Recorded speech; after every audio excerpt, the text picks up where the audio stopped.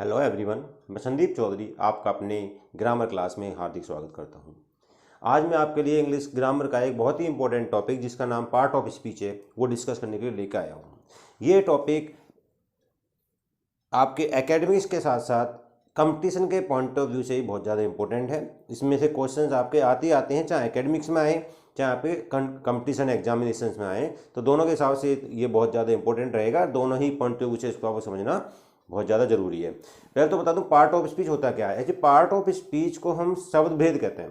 मतलब जो part of मतलब स्पीच में क्या होता है आप समझ सकते हैं। स्पीच होता है आपका कोई भी स्पीच आप दे रहे हैं, भाषण दे रहे हैं या कोई भी लिखित मैटर है, उसके अंदर एक सेंटेंस के अंदर जितने भी आपके शब्द इस्तेमाल किए गए हैं उनके कितने टाइप्स हो सकते हैं, कितने भेद हो सकते हैं, वो आपका पार्ट ऑफ स्पीच हो सकता है। ठीक है, जैसे वो सेंटेंस अगर इसके प्रॉपर डेफिनेशन निकल जाए तो सेंटेंस में प्रयोग के अनुसार, जैसे ये सेंटेंस में जिस तरीके से चीज़ यूज हुई है, जो से वर्ड यूज हुए हैं उसके अनुसार वर्ड को बांटना, जो भी इसमें वर्ड यूज हुए हैं उनको बांट देना अलग अलग कैटेगरीज में।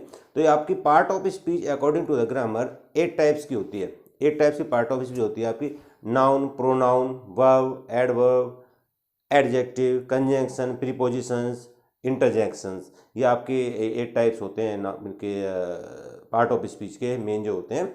और यहाँ मैं आपको हर एक पार्ट के बारे में ब्रीफ में डिस्कशन करूँगा, क्योंकि ज़्यादा डिस्कशन हर एक पार्ट का अलग अलग, जब मैं नेक्स्ट वीडियो बनाऊँगा आपके लिए तो हर पार्ट का अलग वीडियो लेके आऊँगा जिससे कि आप उसको अच्छे से समझ सकें। एक ही वीडियो में इन सब के बारे में अच्छे से आपका एक्सप्लेनेशन नहीं हो पाएगा, क्योंकि इसके लिए बहुत लंबी वीडियो हो जाएगी और उसमें अपडेट करने में भी दिक्कत आती है, अपलोड करने में नेट पर, और एज वेल एज जो देख रहे होते हैं वो भी थोड़ा सा बोरियत फील कर जाते हैं इतनी लंबी वीडियो को। तो सबसे पहले मैं आपको बताता हूँ नाउन क्या होता है। एक्चुअली नाउन जो है ये आपका नंबर 1 पे नाउन आता है। और मैं आपको ये बात बता दूँ, ग्रामर की फैमिली जो पार्ट ऑफ स्पीच है इसको ग्रामर की फैमिली भी आप कह सकते हो, फैमिली ऑफ ग्रामर।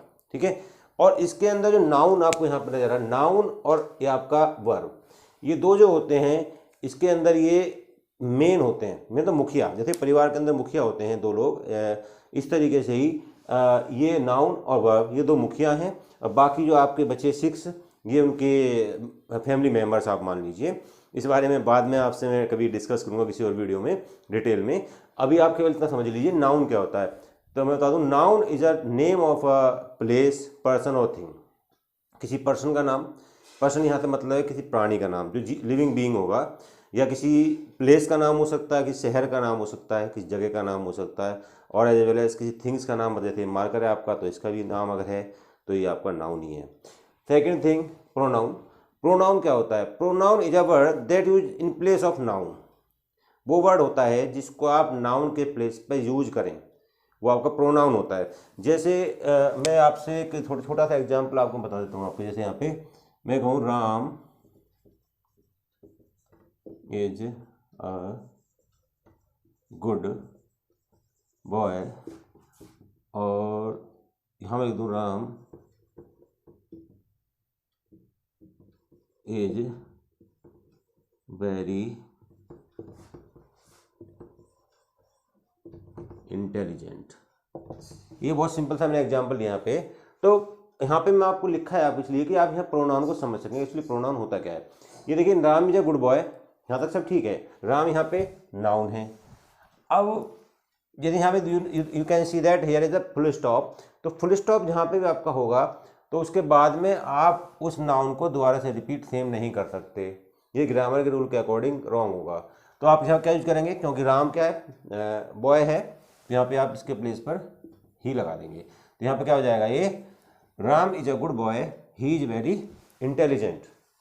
ठीक है, अगर आपने राम यूज किया दोबारा, फिर कितनी बार भी आया कि राम लिव्स इन दिल्ली, या इस तरीके से Ram is a good boy, Ram is a very intelligent, और राम लिव्स इन दिल्ली, तो मतलब इतना बार राम नहीं बोलना, तो राम राम ही हो जाना। फिर तो केवल आपको Ram is a good boy, he lives in, he is very intelligent, he lives in Delhi, इस तरीके से इतनी बार भी वो आपको रिपीट होगा राम वर्ड, वो आप वहाँ पे ही आएगा। तो यहाँ पे ही क्या है, यहाँ पे प्रोनाउन होता है। और आपके बहुत सारे और भी प्रोनाउन होते हैं, ही, शी गर्ल्स के लिए, इट लाइफलेस नॉन लिविंग के लिए, you, we, they, this, that, ये आपके सब प्रोनाउंस होते हैं जो आपके नाउन के प्लेस पर वहाँ इस तरीके सेम वे में ही यूज किए जाएंगे आगे तक।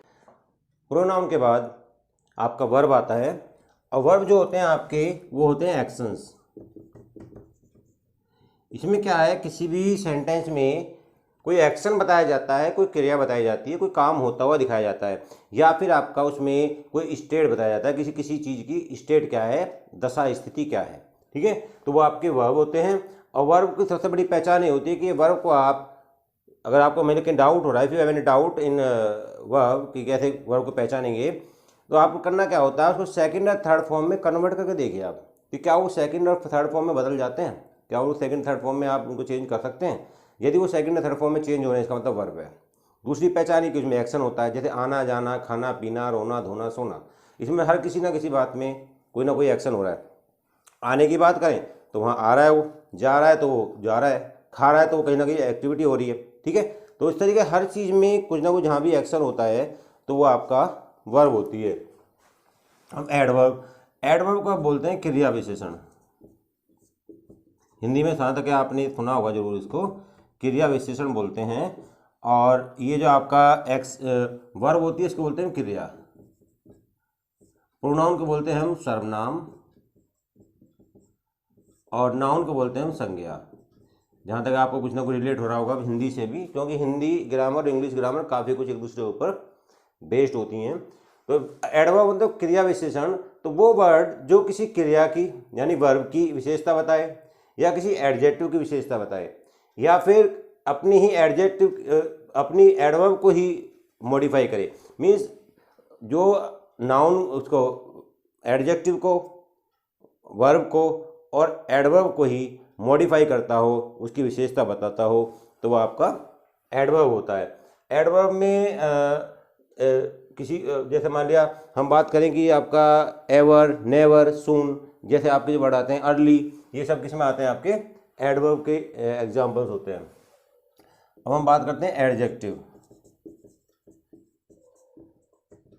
ये होता है विशेषण, ये भी विशेषता बताता है, ये विशेषता बताता है, दोनों डिफरेंस क्या है। आप पूछेंगे दोनों डिफरेंस क्या हो सकता है, तो आपको बता दूं मैं कि ये तो आपका किसका विशेषता बता रहा है, एडवर्ब की या वर्ब की या आपकी एडजेक्टिव की। इनकी विशेषता को बताता है आपका एडवर्ब बताता है। लेकिन एडजेक्टिव जो होता है आपका, वो आपका क्या करता है, नाउन और प्रोनाउन की विशेषता बताता है।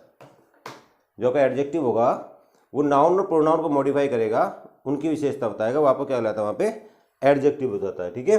तो इसको आप विशेषण कहते हैं, विशेषता बताने वाला। अब प्रपोजिशन क्या होगा बताइए।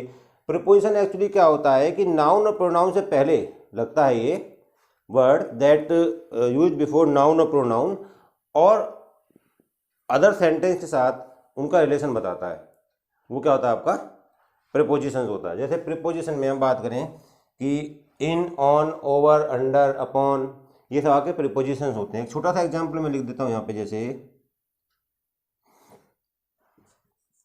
The book